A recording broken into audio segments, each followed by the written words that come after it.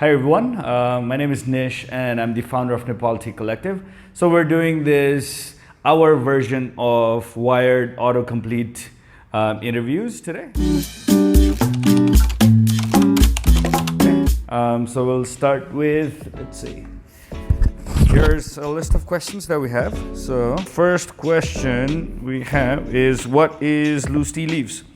So to put it very, very simply, when you see full leaves, when you buy a pack of tea, those are loose leaf teas, as opposed to dust and fannings, which when you open a tea bag, you'll probably see all those dust in there.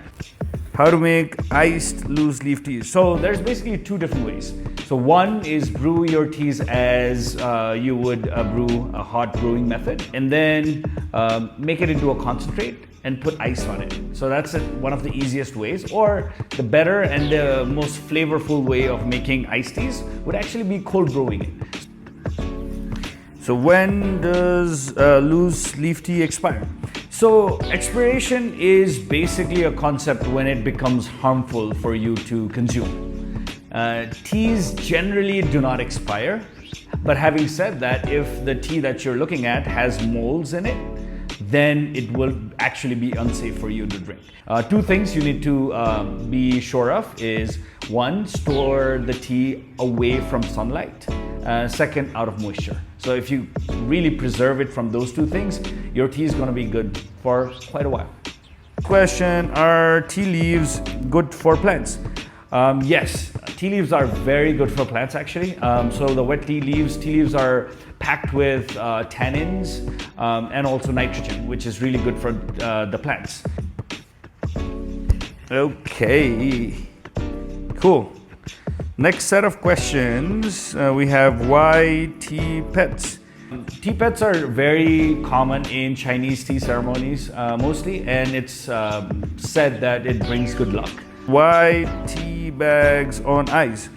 Tea bags do have antioxidants and caffeine in them. So basically it relaxes your eye muscles when you're actually putting it in your eyes. Are tea bags compostable? Wow, big question. There's a lot of debate on this, and plus it really depends on what kind of tea bag. So there's so many different ones. So one that you're seeing it out of paper, that one of them will be white in itself, that actually sometimes, mostly, are actually treated with chlorine. The other ones, which are slightly brownish in color, those are actually, they should be compostable.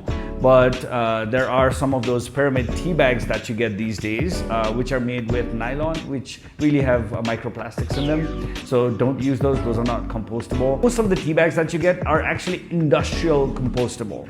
So you need to be careful with that as well if you're really, really looking for something that is home compostable. There's just, I think, one material that's coming into the market very new, which will be home compostable. Nylon pyramid tea bags, not compostable. The paper ones, mostly compostable. Why is loose leaf tea more expensive?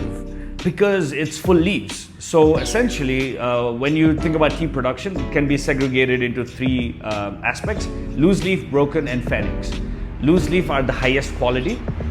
And tea bags, what you get into the tea bags are the dust particles, which are the third grade.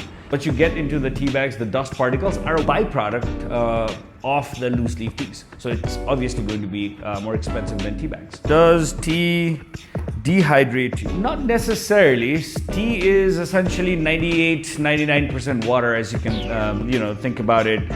It's just tea leaves that have been brewed in water, right? So water obviously is going to be hydrating, not necessarily dehydrating. The dehydrating component can only come with caffeine, and teas do have caffeine, except if it is herbal teas. So pure teas will have caffeine, so mind your consumption level of caffeine. And then if it's way too much, it could be a little dehydrating, but essentially it should always be hydrating. Which is better, loose leaf or tea bags? Of course, loose leaf. Which tea is best for weight loss? First thing, I am not a medical doctor, so consult your medical doctor if you're really looking for, some medical advice from here. So in general have in itself naturally will have catechins and flavonoids, which allows in better metabolism of your foods. So basically that allows it to be a better beverage, a functional beverage, which can aid towards weight loss. But it's not that it's, just because you're overweight, you're drinking tons and tons of tea that you're going to lose weight. That's not the case. Which tea has the most caffeine? Whoa, that's a can of worms now. It really depends on three things. One, what part of the tea plant you're using to make that tea. Naturally, these buds are not mature, so they will produce a lot more caffeine to defend itself from bugs. If there's a lot of buds in your teas, that will actually have a lot more caffeine. Similarly, what temperature you're using to brew the tea is also a big factor. Lower the temperature, it's going to release a less caffeine. Higher the temperature, it's going to release higher caffeine. Our mind is kind of programmed in a way where we think the darker the color, darker the liquor of the tea, the more caffeine it has, which is not necessarily true.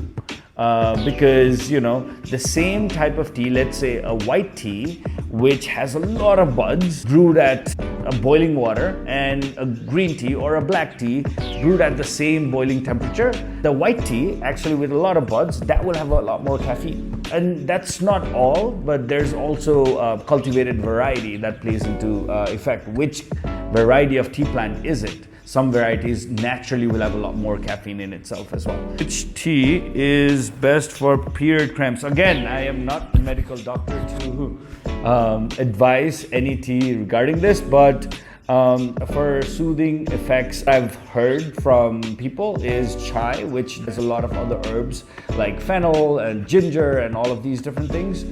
That has generally a soothing property, which is going to be helpful. Again, not a medical doctor, so please talk to your physician or doctor before consuming tea as a beverage for period cramps.